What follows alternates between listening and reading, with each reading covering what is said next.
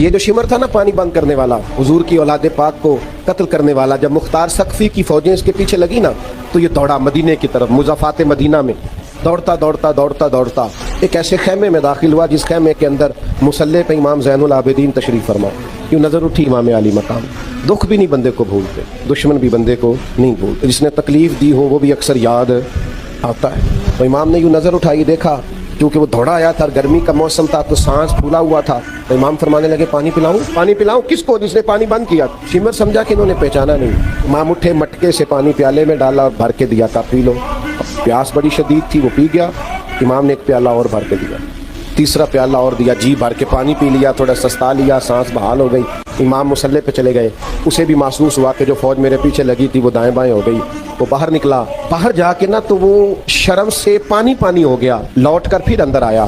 اسے پتا تھا کہ فوجیں میرے پیچھے ہیں، مرنا تو میں نے ہے ہی، تو ایک سچ نہ بول جاؤں جاتے جاتے۔ کہنے لگا زین العابدین شاید پہچانا نہیں، شرم سے گردن جھکی ہوئی، شاید آپ نے پہچانا نہیں۔ امام اللہ کا ذکر کر رہے تھے، یوں آنکھ مبارک اٹھائی، فرمایا کربلا میں میرا سارا خاندان تو نے پیاسا ذبح کر دیا، میں تجھے بھلا سکتا ہوں؟ تو جیسے ہی اندر آیا ہے مجھے 6 ماہ کے علی اصغر کی وہ خون میں لت پت لاش مبارک یاد آ گئی تھی۔ تو جیسے ہی اندر آیا مجھے چچا عباس کے کٹے ہوئے بازو اور ان کی درد یاد آئی تھی، اور تو جیسے ہی اندر آیا ہے مجھے اپنے باپ کا نیزے پہ چڑھا ہوا سر یاد آیا تھا۔ کہتے کہتے امام کے پھر آنسو نکلے، آنسو پوچھے تو شمر گھٹنوں کے بل بیٹھ گیا، کہنے لگا زین العابدین پہچان گئے تھے تو پھر پانی کیوں پلایا؟